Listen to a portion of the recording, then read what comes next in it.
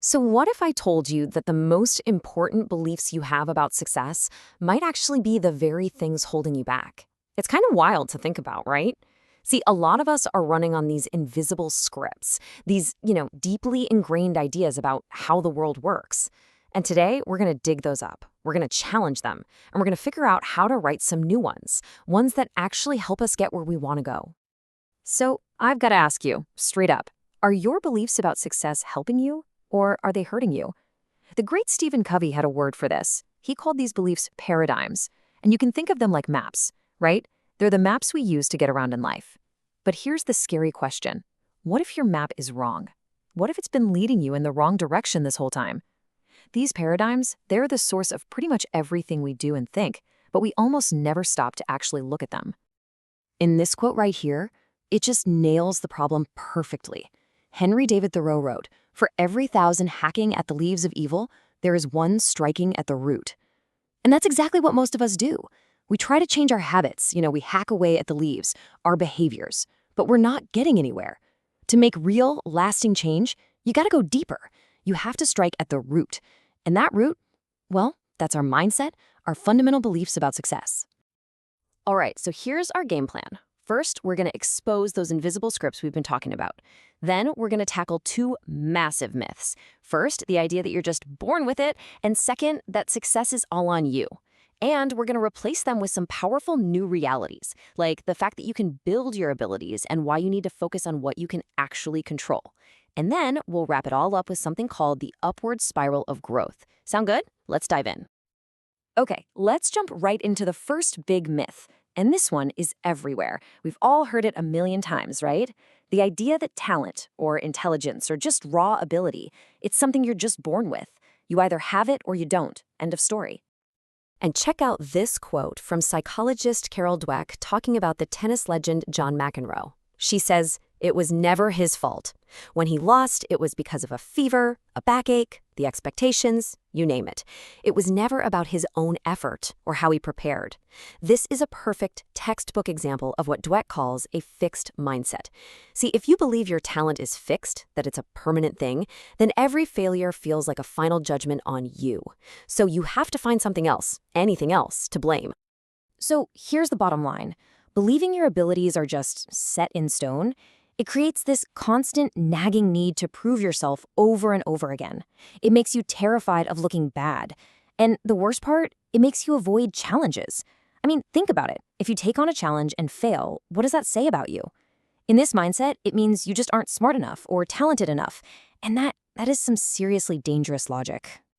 But what if that's all wrong?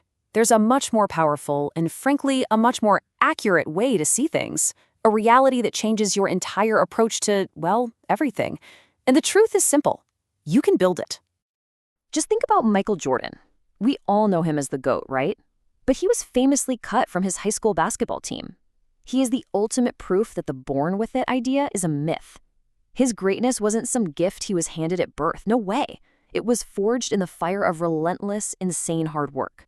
He didn't let that failure define him. He used it as fuel. That right there, that is the core of what we call a growth mindset.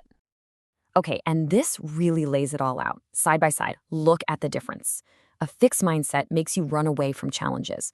A growth mindset, you lean into them, you embrace them. A fixed mindset tells you that effort is for people who aren't talented. I mean, if you were a natural, it would be easy, right?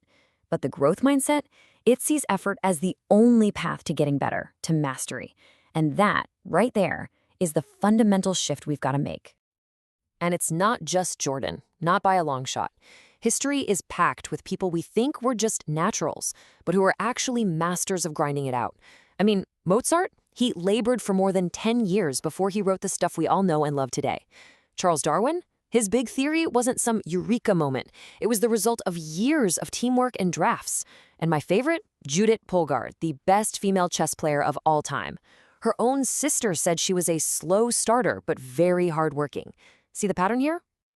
And look, this isn't just some nice feel-good theory. It's actually backed by science. There was this huge national study where they taught students about the growth mindset, basically showing them that their brains can get stronger, that intelligence isn't fixed. And what happened? Their grades measurably improved. And you know who would help the most? The students who were struggling. because they were the ones who needed to hear that putting in the effort, that struggling, wasn't a sign they were dumb. It was a sign they were learning. All right, so we've pretty much busted that first myth, the idea that talent is just something you're born with. So now, let's get ready to tackle another huge one.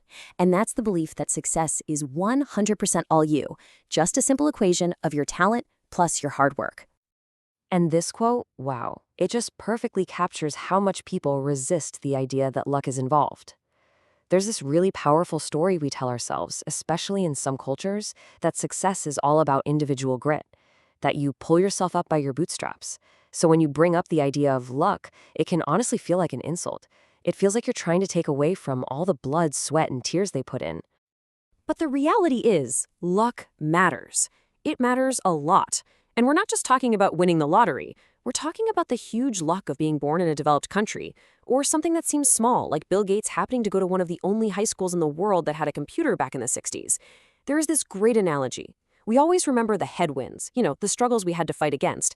But the tailwinds, the lucky breaks that were pushing us along the whole time, we often don't even notice them. They're invisible. Okay, so if success is this big mix of things, our mindset, our effort, and a bunch of stuff we can't control, like luck, then what are we supposed to do? Where do we put our energy? And the answer is actually really simple. You focus on your circle.